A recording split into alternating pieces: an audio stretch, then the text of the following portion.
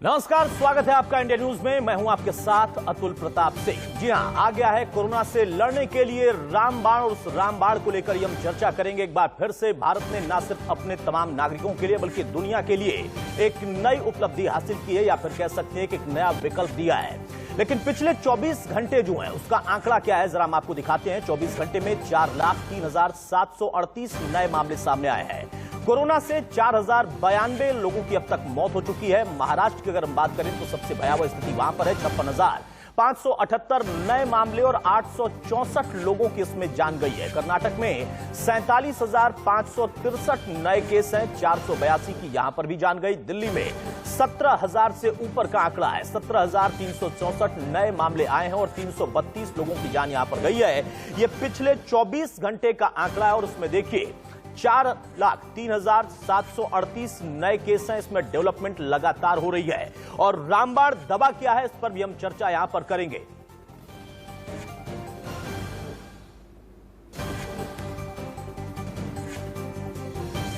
तो देश कोरोना से बीमार है और पिछले 24 घंटे में 4,03,000 से ज्यादा संक्रमित मरीज मिले हैं। वहीं 4,092 लोगों की कोरोना से जान भी गई है। आपको बता दें कि दिल्ली की बात करें, महाराष्ट्र की बात करें, उत्तर प्रदेश की बात करें, मध्य प्रदेश और साथ में दक्षिण के राज्य सबसे ज्यादा इस वक्त कोरोना से प्रभावित दिखाई दे रहे हैं। ऑक्सीजन से लेकर बेड तक की कमी महसूस हो रही है। अभी भी मरीजों की जान लगातार जारी है। वहीं उनके जो तीमारदार हैं, अटेंडेंट हैं, वो परेशान हो रहे हैं। दिल्ली का हाल सबसे बेहाल दिखता है। महाराष्ट्र वैक्सीन और वैक्सीनेशन के लिए बदहाल दिखता है। यूपी में दवा और बेड की कमी से मरीज दम तोड़ते दिख रहे हैं। बिहार की हालत भी कुछ ऐसी ही है। हर तरफ कोरोना ने तांडव मचा रखा है, लेकिन सरकारी सिस्टम की बात करें तो वो वहां पर बेबस नजर आता है, फेल होता दिखता है।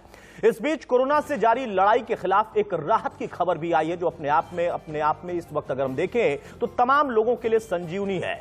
Drugs controller general of India ने शनिवार को ड्रग 2 डीऑक्सी डी ग्लूकोज दवा से कोरोना के इलाज को इमरजेंसी अप्रूवल दिया है। इसकी तत्काल जरूरत महसूस की गई।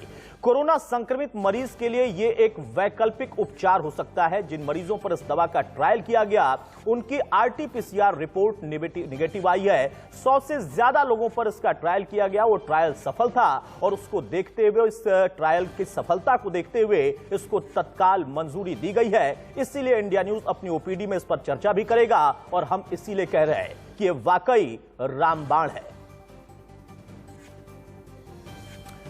तो अपने दर्शकों को हम दिखा भी रहे हैं। देखिए, यहां पर कोरोना का जो कोहराम है वो भी जारी है, उस बीच में एक नई उपलब्धि भी है और साथ में अगर हम देखें तो किस तरीके से मौजूदा स्थिति है उसको समझना पड़ेगा। लगातार आंकड़े बढ़ते जा रहे हैं। 24 घंटे की अगर हम बात करें तो स्क्रीन पर हम आपको दिखाते हैं कि पिछले 24 घंटे का आंकड़ा है क्या। 4 लाख के ऊपर का यह आंकड़ा है। 4,03,738 नए केस हैं। अगर हम 24 घंटे में मौत की बात करें तो यह भी देखिए आंकड़ा अब 3,000 से ऊपर जा चुका है। ये 4,000 प्लस हो चुका है, 4,092। और ये लगातार अगर हम देखें तो पिछले 4 दिनों में इसमें बढ़ोतरी है। हालांकि रिकवरी रेट भी दुरुस्त हो रहा है, ये भी अपने आप में एक शुभ संकेत है। लेकिन 24 घंटे में जो इस वक्त व्यवस्था है अगर हम देखें तो उसमें रिकवरी रेट को अगर हम समझें तो 3,86,444 जो लोग हैं वो स्वस्थ हुए हैं। ये अपने आप में थोड़ी सी राहत देता है।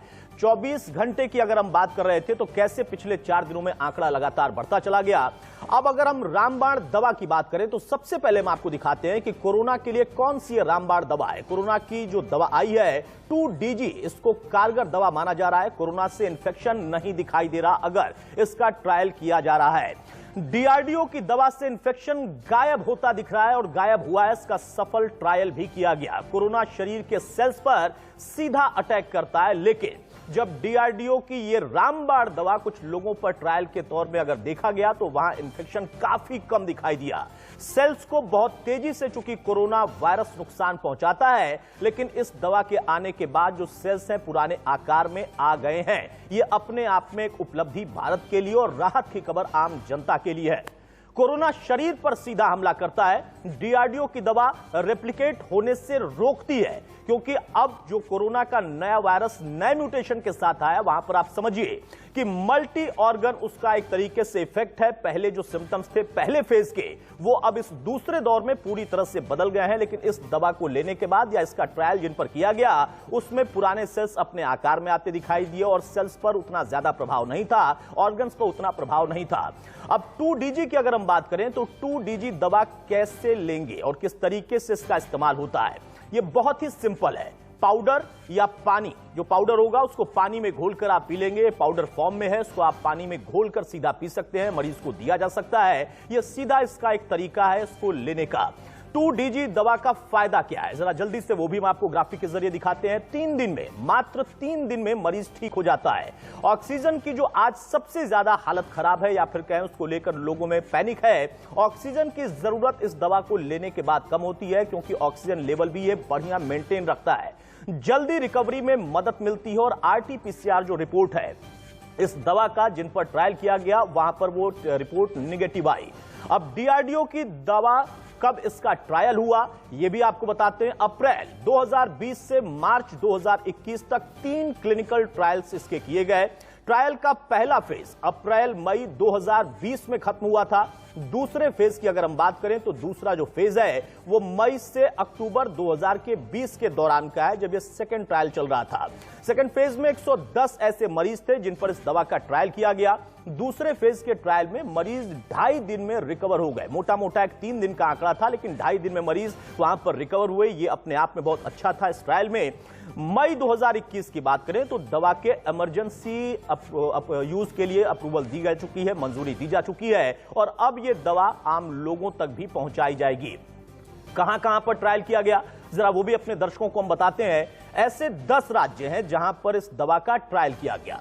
राजधानी दिल्ली से लेकर उत्तर प्रदेश, पश्चिम बंगाल, गुजरात, राजस्थान, महाराष्ट्र, तमिलनाडु, आंध्र प्रदेश, तेलंगाना, कर्नाटक, 27 अस्पतालों के 220 मरीजों पर इस दवा का ट्रायल किया गया। ये पिछले लगभग देखिए कि 2020 से 21 तक का ये आंकड़ा था, जब हम आपको बताया कि कहां से इसका किस फेज में ट्रायल हुआ, किन किन राज्यों में ट्रायल हुआ। इन तमाम जगहों पर इसका ट्रायल करने के बाद अब इसके इमरजेंसी यूज को अप्रूवल दी जा चुकी है। आइए आपको सुनाते हैं कि DRDO के साइंटिस्ट सुधीर चंद्रा ने इस दवा के आने के बाद, इमरजेंसी अप्रूवल के बाद क्या कहा। मॉलिक्यूल है 2-डीऑक्सी ग्लूकोज, जिसको हमने टेस्ट करना शुरू किया था अप्रैल 2020 में। और CCMB हैदराबाद में हमने पहला एक्सपेरिमेंट इसमें किया था, जिसमें कि वायरस के ऊपर 2DG का इफेक्ट, जिसको 2-डीऑक्सी ग्लूकोज भी कहते हैं, इसका इफेक्ट हमने स्टडी किया था और उसमें हमें बहुत अच्छे रिजल्ट्स मिले थे। उसके बाद हमने ड्रग कंट्रोलर से इसके लिए प्रार्थना की थी कि हमें क्लिनिकल ट्रायल्स की इजाज़त दी जाए और क्लिनिकल ट्रायल्स हमारे शुरू हुए मई 2020 में और फेज़ 2 क्लिनिकल ट्रायल्स मई 2020 से लेकर के और अक्टूबर 2020 तक चले, जिसमें कि बहुत अच्छे हमारे को इसके रिजल्ट्स मिले हैं, जिसमें पेशेंट्स को, कोविड-19 पेशेंट्स को ये ड्रग देने पे काफ़ी अच्छा फ़ायदा हो रहा है। जी हाँ, तो इंडिया न्यूज की ओपीडी में हम अपने दर्शकों से भी अपील करते हैं कि वो भी हमारे साथ जुड़ें और जो भी उनके मन के सवाल हैं, जो संशय हैं, जो पीड़ा है या फिर उनको कोई सुझाव चाहिए, तो हमारे साथ डॉक्टरों का एक खास पैनल होगा। उनसे आपको सीधा सवाल ले सकते हैं और हमारे जरिए आप अपनी शंका को दूर कर सकते हैं, या फिर अगर किसी तरीके की असमंजस की स्थिति आपके आसपास है तो वो पैनिक भी आपको दूर करने के लिए आपकी जिम्मेदारी बनती है समाज के लिहाज से, नजरिए से। हमारे साथ इस वक्त डॉक्टर धीरज कौल साहब जुड़ चुके हैं, जो कि फिजिशियन है, सीधे अमेरिका से हमारे साथ जुड़ रहे हैं, न्यूयॉर्क से। डॉक्टर धीरज कौल, बहुत स्वागत है आपका इंडिया न्यूज। नमस्कार।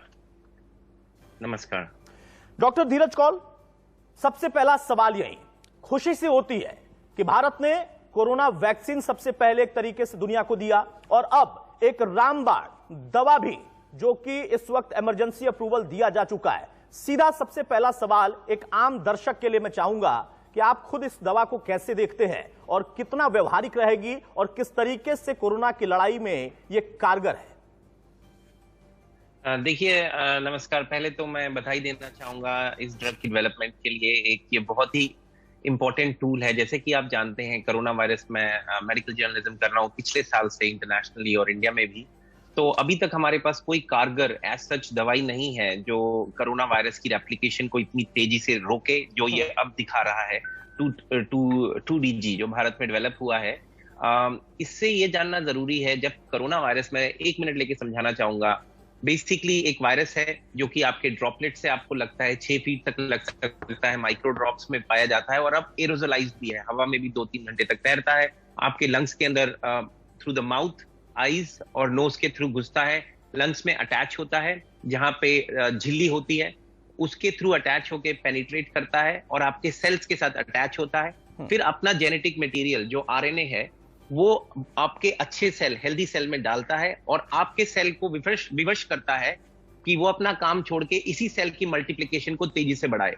अब ये 2DG दवाई क्या करती है, ये वो सेल की मल्टीप्लिकेशन को रोक रही है। उससे क्या होता है कि सेल इस वायरस का गुलाम हुए बगैर अपना काम करता है और इवेंचुअली ये वायरस क्लियर होता है। इसकी जो ट्रायल है, ऑल्दो बहुत कम पेशेंट्स पे है, 220 पेशेंट्स पे, जो काफी कम मात्रा है, पर रिजल्ट्स बहुत अच्छे दिख रहे हैं। और ये एक लंबी ट्रायल है, ये शॉर्ट ट्रायल नहीं है, तकरीबन 1 साल के करीब का समय हो चुका है और रिजल्ट्स बहुत अच्छे हैं। मुझे लगता है ये दवा इस टाइम पे, जब भारत इस time peak of the storm में है कोविड के, एक गेम चेंजर हो सकती है अगर हम इसे सही तरीके से डॉक्टर्स के निर्देश के अकॉर्डिंगली लें। आपकी ऑक्सीजन रिक्वायरमेंट भी कम होगी, आपके वायरल लोड, जो वायरल रेप्लिकेशन है वो भी कम होगा। अगर वायरल रेप्लिकेशन कम होगी, जैसा कि आप जानते हैं, ज्यादातर लोग वायरस की वजह से नहीं मर रहे, ज्यादातर लोग उस वजह से मर रहे हैं कि आपकी बॉडी में वायरस काफी फैल चुका है और आपका इम्यून सिस्टम उस पर अटैक करता है, जिसे हम साइटोकाइन स्टॉर्म बोलते हैं। और वो साइटोकाइन स्टॉर्म इम्यून का ओवर रिस्पॉन्स है, जरूरत से ज्यादा रिस्पॉन्स है। एक एग्जाम्पल बताना चाहूंगा, अगर आप एक आदमी को गोली मारना चाहते हैं जो एक बड़ी बिल्डिंग में बैठा है, क्या आप उस पूरी बिल्डिंग को उड़ा रहे हैं या उसको एक बुलेट से मार रहे हैं? तो ये दवाई उस बुलेट से मारने का काम करेगी, बनस्पत आपका इम्यून सिस्टम उस बिल्डिंग को ही गिरा दे।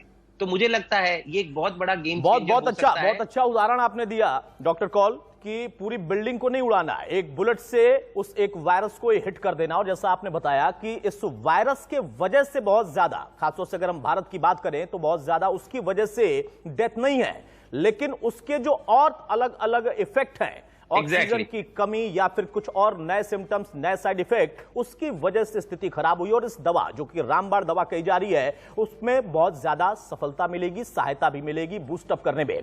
हमारे साथ डॉक्टर विवेक गुप्ता भी हैं। कौल साहब हमारे साथ आप बने रहिए। डॉक्टर विवेक गुप्ता जो कि एचओडी हैं कार्डियोलॉजिस्ट डिपार्टमेंट के अपोलो हॉस्पिटल के, बहुत स्वागत है डॉक्टर विवेक आपका। डॉक्टर विवेक, जो बात कह रहे हैं कौल साहब, अपने आप में वाकई एक रामबाण दवा है, लेकिन आज की जो स्थिति है जिसका जिक्र उन्होंने किया कि ऑक्सीजन लेवल अचानक से कम हो जाना, उसको लेकर देखिए पिछले लगभग 15 दिन से या 1 महीने के आसपास की स्थिति बन गई भारत में कि एक पैनिक सिचुएशन, बहुत सारी चीजें ऐसी जो कि वाकई दिखाई दिया कि हाँ, उस पर हमें हमारे देश को काम और करना होगा। लेकिन उस बीच में डीआरडीओ ने एक लंबे ट्रायल के बाद जो कि एक दवा तैयार की है, वहां वो ऑक्सीजन की कमी अगर पूरी करती है या फिर कुछ और उसकी वजह से जो शायद साइड इफेक्ट बॉडी में थे उस पर वो वर्क कर रही है, सेल्स अपना काम करते रहे, इसको किस दायरे में और किस हिसाब से पूरे देश में वितरित किया जाए, वो प्लान तैयार हो, कितनी जरूरत तत्काल महसूस होती है?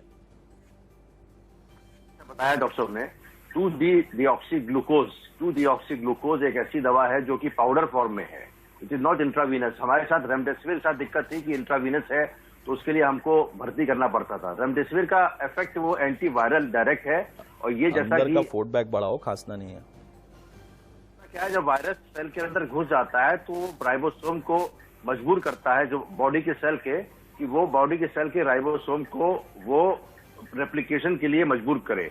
तो that this medicine is affecting that virus, कि उसका रेप्लिकेशन ना होने दे, जिससे कि वायरस अपने आप स्वतः खत्म हो जाए। This can be a game changer. This can be a game changer, and we should be really positive about it. Although 220 patients में फेज 3 क्लिनिकल ट्रायल हुआ है, उसमें हाई सेंसिटिविटी आई है, एज सच जो परसेंटेज है, स्टैटिस्टिकल वैल्यू जो आई है वो सिग्निफिकेंट है। मैं थोड़ा सा इसको ये लेना चाहूंगा कि फर्स्ट ऑफ ऑल इसकी अवेलेबिलिटी बहुत ज्यादा मात्रा में होनी पड़ेगी, क्योंकि हमारे पेशेंट्स बहुत ज्यादा आ रहे हैं, 3.5 से 4 लाख पर डे। हमको डे 1 से शुरू करना है या डे 5 पे शुरू करना है, ये अभी क्लैरिटी इस दवा के बारे में नहीं है। और मेरे ख्याल से क्योंकि पाउडर फॉर्म में है, तो जैसे आइवरमेक्टिन शुरू में दे सकते हैं, वैसे ही हम इसको दे पाएंगे इन द इनिशियल फेज में भी। अगर इनिशियल फेज में है, इसका मेजर साइड इफेक्ट नहीं है, तो उसको मेजर साइड इफेक्ट को रोकने के लिए हमको ठीक ठाक रहेगा। और मेरे ख्याल से इसका अगर उत्पादन बहुत तेजी से करा जाए और बहुत नहीं, बिल्कुल बिल्कुल डॉक्टर विवेक, आपने सही कहा। इतना बड़ा देश, देश में इस वक्त संक्रमण का दायरा और प्रतिदिन वो बढ़ता हुआ, तो उस बीच में अगर ये डीआरडीओ की रामबाण दवा आई है तो इसका किस तरीके से वितरण होगा, कैसा वो सेटअप होगा, रोडमैप होगा, सरकार ने हमारी जरूर उसके बारे में सोचा होगा। डॉक्टर कौल कुछ कहना भी चाह रहे हैं आप, और इस बीच में अपने दर्शकों से भी अपील कर रहा हूं, हमारे साथ दो खास मेहमान हैं, आप भी अपनी शंका दूर कर सकते हैं, हमारे साथ जुड़ सकते हैं। डॉक्टर कौल। देखिए, मैं एक चीज और बताना चाहूंगा, जो मैं इम्यून स्टॉर्म के बारे में बता रहा था कि जो इम्यून स्टॉर्म है वो आपकी बॉडी पे बहुत डैमेज करता है। और फिर एक और चीज हो रही है जो हम अब ये नए डबल वेरिएंट और ट्रिपल म्यूटेंट के अंदर इंडिया में देख रहे हैं कि ये जो ब्लड वेसल्स का अंदर का लेयर होता है, जिसे हम एंडोथीलियम बोलते हैं, वहां पे डैमेज करता है और बड़े बड़े क्लॉट्स बनाता है। अगर हम ये दवाई जो कि अप्रूव हो चुकी है मॉडरेट टू सीवियर कोविड के अंदर अगर हम दे रहे हैं, जिससे वायरल लोड कम हो रहा है, तो इम्यून साइटोकाइन स्टॉर्म भी कम होगा और वायरल का डायरेक्ट डैमेज भी कम होगा, मल्टी ऑर्गन फेलियर भी कम होगा, डेथ भी कम होगी और हॉस्पिटलाइजेशन रेट भी कम होगा और आईसीयू भी कम होगा। जो हॉस्पिटल सिस्टम पे स्ट्रेन है वो कम हो जाएगा। और सबसे दो इंपॉर्टेंट बातें ये हैं, जैसे डॉक्टर साहब ने बताया, ये पाउडर फॉर्म में है और जहां तक मेरा अनुमान है ये रूम टेम्परेचर पे स्टोर किया जा सकता है, क्योंकि भारत की 70% आबादी गांवों में रहती है। अभी तक उसके बारे में हमें ज्यादा नहीं पता वहां क्या कंडीशन है, तो ये रिमोट एरियाज में भी इजीली डिस्ट्रीब्यूट हो पाएगा। और मुझे लगता है डॉक्टर साहब ने अच्छी एक पॉइंट रेज किया है, according to physiology of the drug, मुझे लगता है instead of waiting for severe to moderate, क्या हम इसे माइल्ड डिजीज में भी शुरू कर सकते हैं, ताकि वायरस का नंबर इतना ना बढ़े कि बॉडी को एक्टिवेट कर दे और उसको रोक दे। और ये बल्क में प्रोड्यूस हो सकता है, मैं डॉक्टर साहब को बताना चाहूंगा, क्योंकि इसका कंपाउंड बहुत ही इजीली मल्टीप्लाइबल है और मास एरियाज में प्रोड्यूस होकर भारत को प्रोवाइड हो सकता है। बस हमें इसका स्टडीज को फॉलो रखना है, हमें करंटली इसको फॉलो करते रहना है, कितना रिस्पॉन्स रेट आ रहा है जब हम 1 करोड़ 50 लाख 10 लाख पे करेंगे, क्योंकि अभी सिर्फ 220 है। बिल्कुल, अभी हमें बाकी दवाइयां भी चाहिए, ये एड ऑन ड्रग है। नहीं, बिल्कुल सही कहा डॉक्टर कौल कि अभी अगर हम ट्रायल की बात करें इस रामबाण दवा की, तो ठीक है 220 है, लेकिन जैसा आपने भी माना, डॉक्टर विवेक ने भी कहा कि वो 220 बहुत इफेक्टिव रहा है। अब इस पूरे देश में, जो कि एक बड़ा देश है, वहां पर अगर हम देखें तो जनसंख्या बहुत ज्यादा, वहां पर इसको हम किस तरीके से सभी लोगों पर लागू कर सकते हैं या उनको दे सकते हैं। डॉक्टर विवेक, जो बात कौल साहब कह रहे हैं कि माइनर डिजीज में भी इसको हम यूज कर सकते हैं, मैं जरा आपसे समझना चाहूंगा एक आम दर्शक के तौर पर, क्योंकि मेडिकल की जानकारी सबको नहीं होती है। जब वैक्सीन बनी या ट्रायल चल रहा था तब भी बहुत सारी बातें हुई, वैक्सीन आ गई, लगना शुरू हो गई, तब भी बहुत सारी बातें हुई। बहुत सारे लोग जो कि नकारात्मक सोचने के लिए ही बैठे हैं, उनको पॉजिटिव सोचना ही नहीं है। उस बीच में कोरोना लगातार पॉजिटिव होता चला गया, लोगों को करता चला गया। आज के दौर में अगर ये पाउडर, ये रामबाण दवा आ गई, तो इसको हम किस तरीके से इस्तेमाल में ला सकते हैं और कैसे लोगों का भरोसा भी इस पर रहे, ये जरा दर्शकों को समझाइए।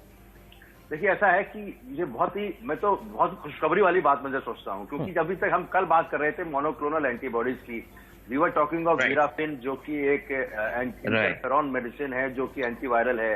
We are always talking about remdesivir, जो कि इंट्रावीनस दवा है, उसको काफी कारगर देखी गई है। रेमडेसिविर का भी ओवर यूज या अंडर यूज दोनों कह सकते हैं, क्योंकि माइल्ड डिजीज में कभी यूज नहीं किया गया, हमेशा मॉडरेट टू सिक यूज में किया गया। इसका भी अभी तक ये जैसा कि है, जो स्टडीज की गई हैं, वो उन्होंने जिसको ऑक्सीजन की रिक्वायरमेंट है उसी को यूज किया हुआ है, जैसा मैं पढ़ रहा था इसके बारे में, और उसमें ऑक्सीजन की रिक्वायरमेंट की कमी देखी गई। अगर हम किसी भी दवा को शुरुआत में, शुरू से कह रहा हूं, आज इस खास करके फेज 2 में जो वेव 2 आई है, जब हम किसी दवा को शुरुआती दौर में शुरू कर पाए, लेकिन होता क्या, monoclonal antibody is very expensive, we can't use it. अभी इमरजेंसी यूज ऑथराइजेशन अभी थोड़े दिन पहले ही भारत ने किया, नवंबर में उसको नकार दिया था, और वीराफिन अभी आई नहीं है, अवेलेबल नहीं हो पाई है।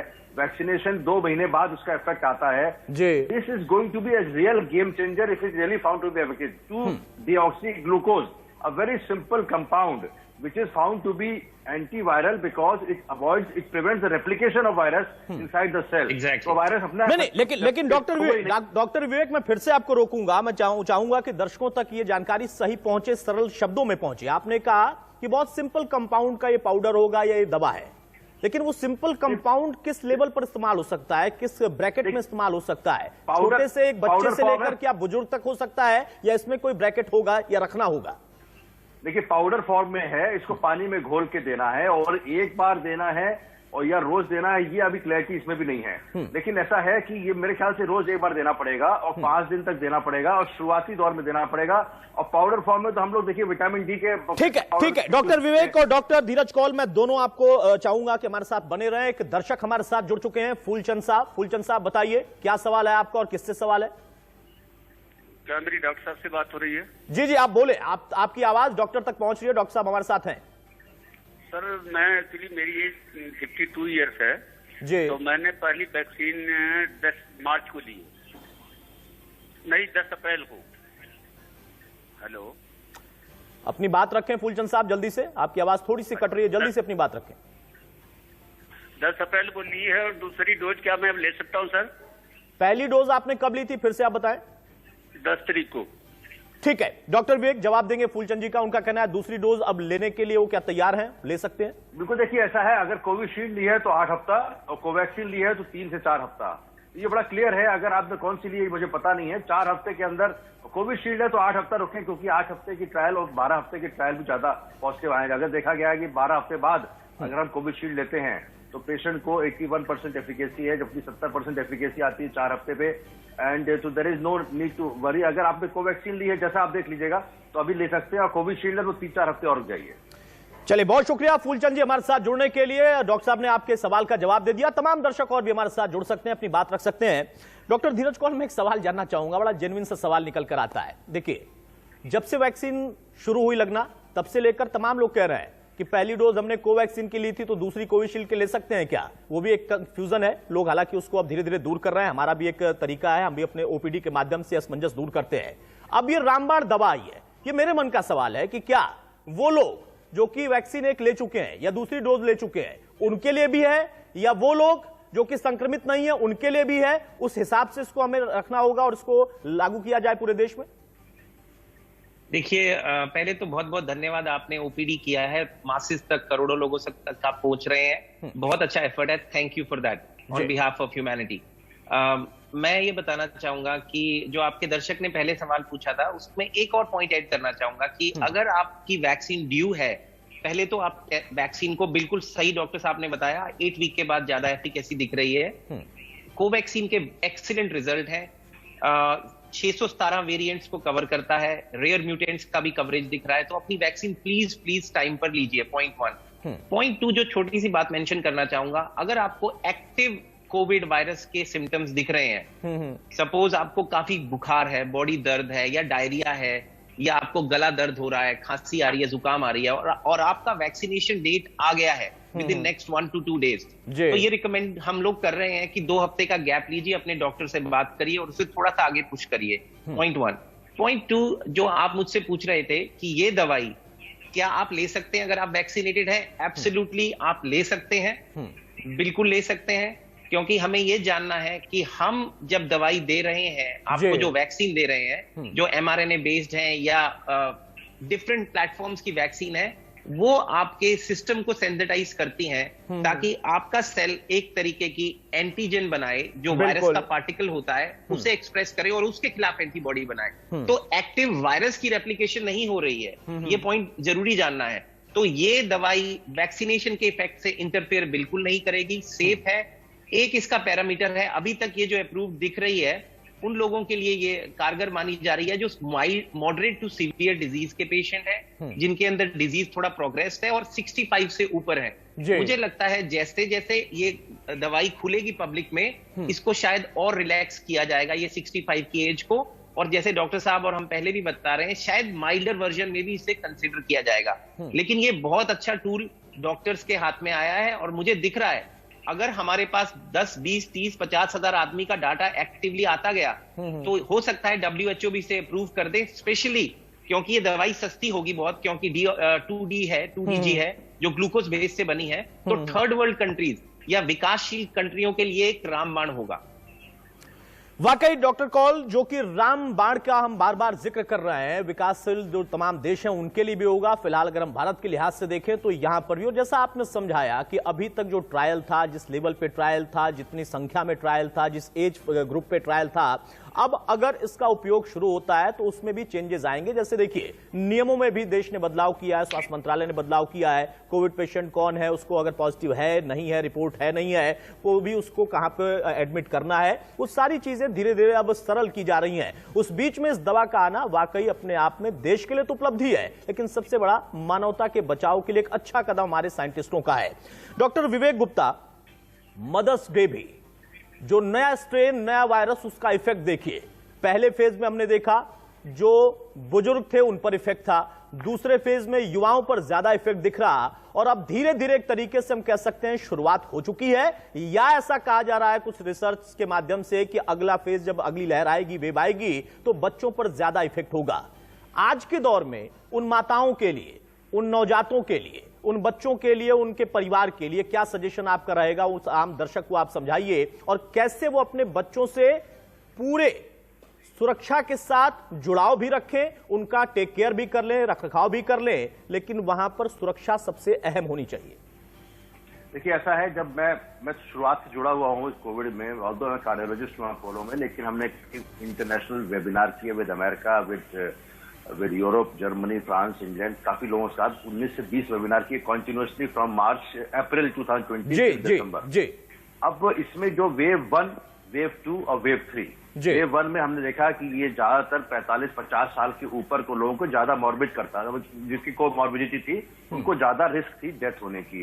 यंग पेशेंट्स वर सर्वाइविंग, या तो इन्फेक्ट होते नहीं थे या होते थे बड़ा एसिम्प्टोमेटिक, पता ही लगता था, होके निकल गया, उनकी एंटीबॉडी कराई और ठीक हो गए।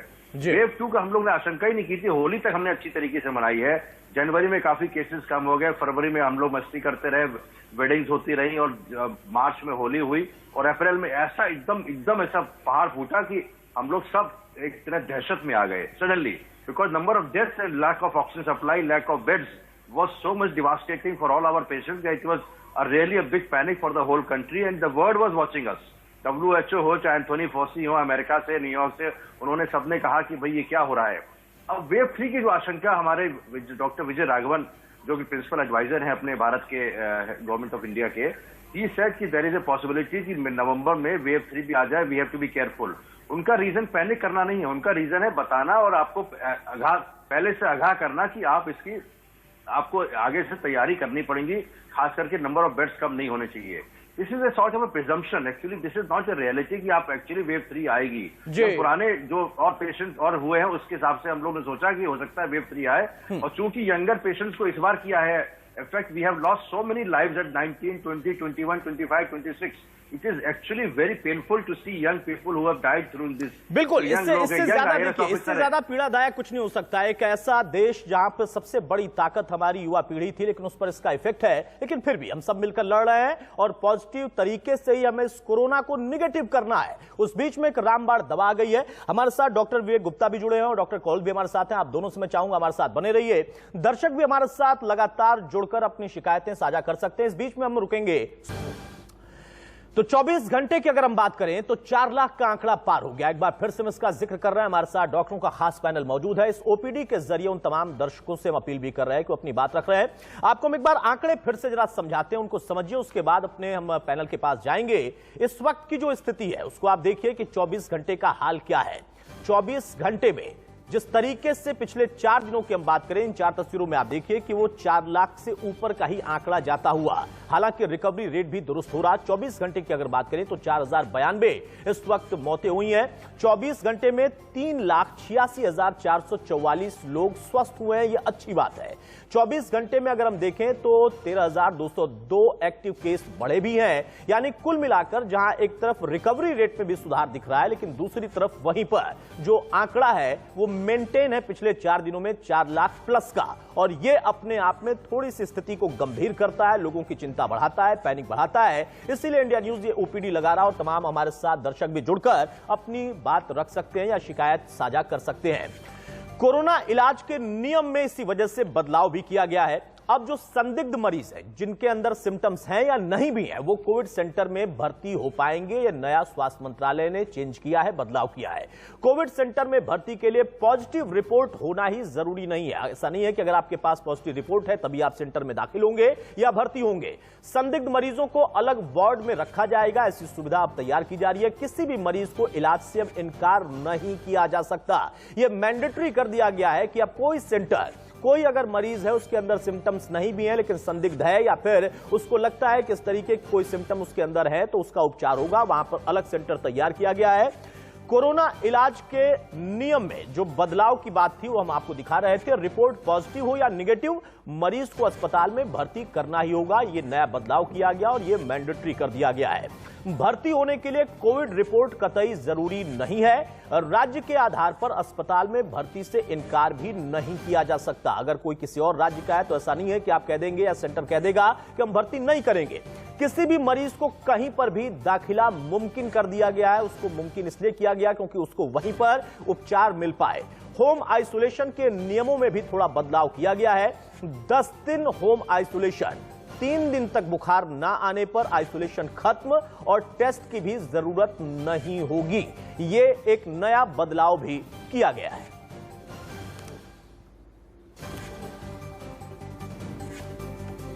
बहरहाल, तो इंडिया न्यूज की ओपीडी में हमारे साथ डॉक्टरों का खास पैनल लगातार मौजूद है और जैसा वो लोग बता रहे थे कि इस रामबाण दवा से इस भारत को कितना ज्यादा राहत मिलने वाली है और ये अपने आप में दुनिया के लिए भी, उन तमाम विकासशील देशों के लिए उनकी भी नजर होगी, उनके लिए भी एक अपने आप में उपलब्धि के तौर पर होगी या उनकी भी निगाह होगी, वो भी आशा भरी। डॉक्टर धीरज कौल साहब, मैं आपसे जानना चाहूंगा, आपने बहुत अच्छे से इस पूरे पैंडेमिक को देखा, आपने इन तमाम चीजों का डेटा कलेक्ट किया, उस पर रिसर्च कर रहे हैं आप। जिस तरीके की मौजूदा स्थिति और पिछले 4 दिनों की अगर हम बात कर लें तो भारत में वो 4 लाख प्लस वाला आंकड़ा मेंटेन हुआ है और वो अपने आप में लोगों का पैनिक बढ़ाता है, तकलीफ बढ़ाता है, शंकाएं पैदा करता है। लेकिन कई रिसर्च आ रही है, मुझे नहीं पता है बहुत ज्यादा, आप लोग ज्यादा बेहतर समझाएंगे और दर्शक उसको सरल शब्दों में समझ पाएंगे। ये जो पीक आने की बात हो रही है कि मिड में या लास्ट जो वीक होगा उससे एक थर्ड फेज की शुरुआत होगी या पीक पर जाएगा और उस बीच में ये 4 लाख का जो आंकड़ा मेंटेन हो रहा है, इसमें डेवलपमेंट हो रही है। आप इसको कैसे देखते हैं और इससे किस तरीके से हम, अगर कहीं ऐसा है कि आने वाले कुछ दिन और खतरनाक हो सकते हैं, तो बचाव सुझाव? देखिए, मैं इसको जनवरी 2020 से फॉलो कर रहा हूं और रिपोर्टिंग कर रहा हूं यहाँ पे इंटरनेशनल मीडिया में और इंडिया में भी फ्रॉम अप्रैल। तो हम लोग डाटा डेली वॉच करते हैं। कौल साहब, मैं थोड़ा माफी के साथ आपको रोक रहा हूं सर। हमारे साथ हरियाणा के रोहतक से एक दर्शक जुड़ चुके हैं, राजवंशी। बताइए आपका सवाल क्या है? हेलो जी, अपना सवाल पूछे। हाँ सर, मेरे 2 सवाल है जी। आपकी आवाज सुन आ रही है सर? मेरी आवाज साफ आ रही है आपका? बिल्कुल स्पष्ट आ रही है, अपनी बात जल्दी से रखें आप। अच्छा सर, मेरे 2 सवाल हैं। पहला सवाल ये है कि सर, एक पेशेंट है, एक पर्सन है 60 इयर्स प्लस, तो उनको बीपी और शुगर की प्रॉब्लम है, तो कोविड का वैक्सीनेशन लगवाना चाहिए या नहीं? ठीक है, दूसरा सवाल। पहला सवाल है सर। और इसी के साथ दूसरा सवाल मेरा ये है कि एक कोविड पेशेंट है, उनकी उम्र है 80 साल की, तो उनके लिए कौन सा ट्रीटमेंट ठीक रहेगा? उनका सर ऑक्सीजन लेवल 95 है, थोड़ा किडनी में उनको प्रॉब्लम है, यूरिया लेवल बढ़ा हुआ है, तो उनको देखिए डॉक्टर साहब, आपके सवाल का जवाब देंगे। पहले सवाल का तो मैं ही आपको जवाब देता हूं। बीपी शुगर की अगर प्रॉब्लम है तो भी आप वैक्सीन जरूर लगवाइए, जिसके लिए भी आपने सवाल पूछा थे। तमाम डॉक्टर्स लगातार कह रहे हैं। कौल साहब, जवाब देंगे आप दोनों सवालों का? हाँ बिल्कुल। देखिए, ब्लड प्रेशर और हाई ब्लड प्रेशर और हाई शुगर काफी स्ट्रॉन्ग रिस्क फैक्टर्स होते हैं कोविड के लिए, तो आपको तो बिल्कुल वैक्सीन लगानी चाहिए और पहले लगा लेनी चाहिए थी। जो भी मिले वो लगाइए। पॉइंट 2 जो आप सवाल पूछ रहे हैं, मैं नेफ्रोलॉजिस्ट भी हूं, तो मैं बताता हूं आपको कि अगर आपका पेशेंट 95% से ऊपर सैचुरेट कर रहा है, कोविड पॉजिटिव है, आप उन्हें पैरासिटामोल दीजिए, फ्लूइड्स दीजिए। अगर हार्ट फेलियर नहीं है तो आप फ्लूइड 2 से 3 लीटर आराम से गर्म फ्लूइड दे सकते हैं, जो कि गर्म चाय जिसके अंदर herbal lemon tea with honey and lemon, vitamins दीजिए विद जिंक। वही से आप अपने आप ठीक होंगे। आपको स्टेरॉइड इनिशियली देने की बिल्कुल जरूरत नहीं है, इवरमेक्टिन इनिशियली देने की बिल्कुल जरूरत नहीं है। और अगर आपकी और लंग्स की एक्सरसाइज करते रहिए। एक होता है इंसेंटिव स्पिरोमीटर जो बॉल के साथ होता है, या प्राणायाम, डीप ब्रीदिंग करिए और पॉजिटिव रहिए। फ्रेश खाना खाइए, 8 घंटे का स्लीप लीजिए, उससे आपकी हीलिंग होगी। और सैचुरेशन घर पे मॉनिटर करते रहिए, और बहुत जरूरी है उनको N95 मास्क डाल के रखें, और उनको एक ऐसे रूम में रखें जहां पे खिड़की खुली रखें और घर से हवा का वेंटिलेशन चलता रहे, ताकि उनसे दूसरे को ना लगे। बहुत अच्छा चांस है कि वो रिकवर हो जाएं। बस एक बात का ध्यान रखिए, पैरासिटामोल भी लेते रहिए, 500 मिलीग्राम अगर दिन में 3 बार ही लेना चाहते हैं। आइबुप्रोफेन मत लीजिए, क्योंकि वो किडनी पे इफेक्ट कर सकती है अगर बॉडी में दर्द होता है। पैरासिटामोल भी उसका इलाज कर देगी। तो थोड़ा non steroid anti inflammatory drug को बहुत ही ध्यान से लीजिए, अगर लेनी पड़े तो कम मात्रा में। तो राजवंशी साहब, आपने सुन लिया होगा। बहुत शुक्रिया हमारे साथ जुड़ने के लिए। हमारे साथ एक और दर्शक जुड़ चुके हैं, उनका भी हम सवाल लेंगे। लेकिन सबसे बड़ी बात देखिए, मैं फिर से कहूंगा, हमारे डॉक्टर्स का जो पैनल है वो भी कह रहे हैं और बार बार हम कह रहे हैं, बीपी शुगर है तो आप ये कभी मत सोचिए कि आपको यहां पर वैक्सीन नहीं लेनी है। वैक्सीन तो आपको लेनी है, पहले लेनी चाहिए थी। ये असमंजस है कुछ लोगों में, या कुछ लोग भ्रम फैलाते हुए। सोशल मीडिया पर कतई विश्वास मत करिए, बहुत सारी भ्रामक वहां कर खबरें चलती हैं। एक और दर्शक हमारे साथ हैं, रवि सिंह हमारे साथ है। सिंह साहब पूछिए। भवी सिंह हमारे साथ है। भवी सिंह, अपना सवाल पूछे। सर मुझे एक सवाल है जी। तो मेरा 90 ऑक्सीजन चल रहा है, तो उसमें मुझे क्या करना चाहिए? कभी वो 95 में भी आ रहा है, कभी 80 में रह जाता है अपने आप ही ऑक्सीमीटर से। कितने दिन से, कितने समय से हो रहा है? 4-5 दिन हो गए हैं। डॉक्टर विवेक, जल्दी से जवाब देंगे आप इसका। देखिए, ऐसा है कि ये आपको, अगर आप you are looking like a young man, लेकिन आपका सैचुरेशन अगर 90 एवरेज मान लें, अगर 95 कभी आ रहा है, कभी 85 आ रहा है, तो ऑक्सीमीटर की उंगली में कुछ गड़बड़, आप सेटिंग नहीं कर पा रहे हैं। अगर 90 है तो there is some fall in the saturation, यानी कि आप मॉडरेट डिजीज में पहुंच चुके हैं। आपको जल्दी से दवा शुरू करनी पड़ेगी, और पहले अगर शुरू नहीं की है तो इसमें सिंपल दवाइयां जो हैं, आइवरमेक्टिन और फेविपिराविर, मैं चाहूंगा कि अभी शुरू कर दिया जाए। और अगर सैचुरेशन 90 के आसपास ही है तो स्टेरॉइड का भी इंडिकेशन बन गया है, चाहे कोई भी डे हो, अगर even which is first week और second week, once you have started following saturation, इसका मतलब है SRCT अगर आप कराएं, और कराना चाहिए ऐसे केंद्र में, इसमें स्कोर कम से कम 15 होगा, 15/25 होगा, या ज्यादा भी हो सकता है या थोड़ा कम भी हो सकता है। You have to have oxygen concentrator at home, जब तक हॉस्पिटल बेड्स न मिल पाए। ऑक्सीजन का सैचुरेशन 95 के ऊपर रखिए, 90 या कम से कम 93-94 के ऊपर रखिए। डीप ब्रीथिंग एक्सरसाइज करिए, but immediately start treatment in the under supervision, ivermectin, favipiravir and steroid oral. अगर सैचुरेशन 1-2 दिन के अंदर नहीं कम होता है तो ऐसे कंडीशन में हॉस्पिटलाइज करके, या होम में, मैं तो होम केयर नर्स रख रहा हूं, अभी इस समय दिल्ली में बेड नहीं मिल रहे हैं। ये कुछ सुझाव भाभी आपके लिए हैं। और अगर आपका देखिए ऑक्सीजन लेवल ऐसे ही मेंटेन नहीं हो पा रहा है या उससे कम जा रहा है, तो जरूर आप डॉक्टर्स की सलाह लें। जैसा डॉक्टर साहब ने, विवेक जी ने बताया है कि आपको घर के अंदर रहते हुए भी क्या करना चाहिए, अगर उसके बाद भी दिक्कत आती है तो क्या हो सकता है, उस पर भी आप काम करें। एक और दर्शक हमारे साथ शिव कुमार जी जुड़े हैं। शिव, बताइए क्या कहेंगे आप? मेरा ये पूछना था जी कि 1 महीने से टीबी का इलाज चल रहा है, क्या उसको वैक्सीन लग सकती है? डॉक्टर विवेक, देखिए, ट्यूबरक्लोसिस के इलाज से वैक्सीन से कोई रिलेशनशिप नहीं है। आप ट्यूबरक्लोसिस की दवा खा रहे हैं और अच्छी तरीके से खाते रहिए, और वैक्सीन तो लगवा ही लीजिए। The only way the country can come out of this is vaccination. I am pleading again to the government to access have more number of vaccine. Pfizer को भी, मॉडर्ना को भी, स्पुतनिक भी आई गई है, हमारे आने वाली है, या और इसका प्रोटेक्शन बढ़ाएं। 1 करोड़ पर डे का अगर हम वैक्सीन कर पाएंगे इंडिया में, तभी हम इसको जल्दी खत्म कर पाएंगे। हम वेव 3 के पहले ही हम इसको खत्म करने की कोशिश बिल्कुल। तो शिव कुमार जी, टीबी हो, शुगर हो, या फिर उसके अलावा बीपी बढ़ा हो या बीपी की प्रॉब्लम हो, सब में आपको वैक्सीन लगवाना ही है। और तमाम दर्शकों के लिए यही सलाह हमारे डॉक्टर्स के पैनल लगातार दे रहे हैं। इंडिया न्यूज के ओपीडी का हमारा मकसद यही है कि एक जो शिकायत होती है, शंका होती है, वो दूर हो जाए, या फिर कोई जानकारी चाहिए तो सही जानकारी, सटीक जानकारी पहुंचे। एक और दर्शक विपिन हमारे साथ जुड़ गए। विपिन, अपना सवाल ले आप। विपिन, मेरी आवाज आप तक जा रही है तो अपना सवाल जल्दी से लें आप। चलिए, शायद हमारे साथ संपर्क नहीं है। डॉक्टर कॉल, अपनी बात आप पूरी करें जो मैंने सवाल लिया था। और मेरा एक सवाल और इसमें ऐड कर रहा हूं। जैसा एक अभी दर्शक हमारे साथ जुड़े, उनका कहना है कि 80, 90 या 95 इनके बीच में फ्लक्चुएट हो रहा है ऑक्सीजन। बहुत सारे ऐसे लोगों को भी मैं जानता हूं, या हम तक वो जानकारी पहुंची, 95 प्लस भी है, 97, 98 भी है, जो कि अपने आप में सबसे बेस्ट है। उस पर भी उनका कहना है कि नहीं, शंका हो रही है, या चेस्ट में पेन हो रहा है। क्या इस तरीके के सिम्टम है, या वाकई ये सिर्फ शंका है? देखिए, पहले तो ये जानना जरूरी है कि पल्स ऑक्सीजनेशन जो मीटर होता है उसको यूज कैसे करना है, क्योंकि अगर आपको उसका ठीक से ज्ञान नहीं है तो आप उसे ठीक इस्तेमाल नहीं। पहली बात, आपकी फिंगर ड्राई होनी चाहिए। और फिंगर पे अगर आपके कट्स लगे हुए हैं, स्कार लगा हुआ है और आप उसको डालेंगे अंदर तो वो पिक नहीं करेगा ठीक से। पॉइंट 1। पॉइंट 2, उसकी बैटरी ठीक हो, उसका डिस्प्ले ठीक हो, एक अच्छी क्वालिटी का हो। उसके बाद जब आप फिंगर रखेंगे, आप थोड़ा सा ब्रीदिंग करिए और देखिए वो कहां तक आती है, नंबर 1। नंबर 2, जब आप प्रोन पोजीशन में है वर्सेस लाइंग पोजीशन में है, उसका सैचुरेशन भी चेंज होता है। और हम ये देख चुके हैं, यहां पर भी हमने देखा है कि जब आप प्रोन पोजीशन में लाई करते हैं, आपके पोस्टीरियर लंग्स खुलते हैं, ज्यादा हवा आती है, सैचुरेशन बढ़ जाती है। तो ये जरूरी है जानना कि जो सैचुरेशन के नंबर हैं हर किसी इंसान में, अगर आप स्मोकर हैं, एस्थमेटिक पेशेंट हैं, तो 97, 98, 99 आपका हो ही नहीं सकता।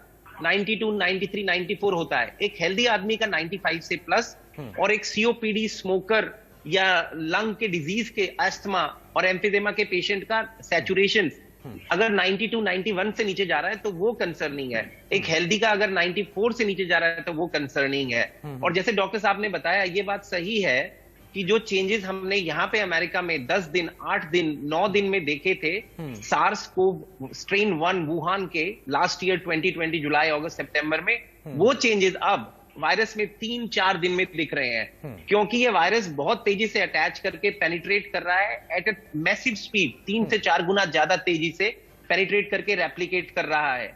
और इसी वजह से आपका साइटोकाइन स्टॉर्म भी पहले आ रहा है और यंग लोगों के अंदर मोर्टेलिटी कर रहा है, क्योंकि वायरस बहुत वेरुलेंट है। ये बात डॉक्टर साहब ने बिल्कुल सही बोली कि भारत के अंदर जो इस टाइम वैक्सीनेटेड आबादी है वो 9.8% है जिसे 1 डोज लगा है, और 2.6% है जिसे 2 डोज लगे हैं। बिल्कुल, ये जानना जरूरी है कि optimal immunity 2 weeks after the second dose आती है। लेकिन इसमें एक खुशखबरी भी है कि भारत सरकार ने 6 महीने पहले अमेरिकन गवर्नमेंट को इंटेलेक्चुअल प्रॉपर्टी राइट वेवर के लिए फाइल किया था, और 3 दिन पहले जो बाइडेन ने उसको अप्रूव कर दिया है। अब यहां से ऑफिशियल वेवर की जैसे ही आएगा, टेक्नोलॉजी ट्रांसफर होगी भारत में, मॉडर्ना की, जॉनसन एंड जॉनसन की और फाइजर की। उसमें बस एक ही ग्लिच है, जर्मनी ऑब्स्ट्रक्ट कर रहा है, और हम सब प्रे कर रहे हैं। हम उम्मीद करेंगे कि वो राष्ट्रीय स्तर पर इन चीजों का मूल्यांकन भी होगा और उसमें अगर कोई अवरोध है तो वो दूर भी हो जाएगा। लेकिन साथ में देश में देखिए वैक्सीन ही नहीं बनी, उसके साथ साथ एक रामबाण दवा भी आ गई है, तो उसको भी अब तेजी से लोगों तक पहुंचा जाए। बहुत शुक्रिया डॉक्टर विवेक आपका और डॉक्टर धीरज कौल आपका भी हमारे साथ जुड़ने के लिए। इस वक्त हम छोटा सा एक ब्रेक लेंगे। इंडिया न्यूज के ओपीडी में आपने देखा और तमाम दर्शकों ने समझा भी कि किस तरीके से घर पर भी आप अपने आप को सुरक्षित कर सकते हैं, और अगर कोई इलाज है या कोई शंका है तो उसको कैसे दूर कर सकते हैं। बाकी जो जानकारी है वो सही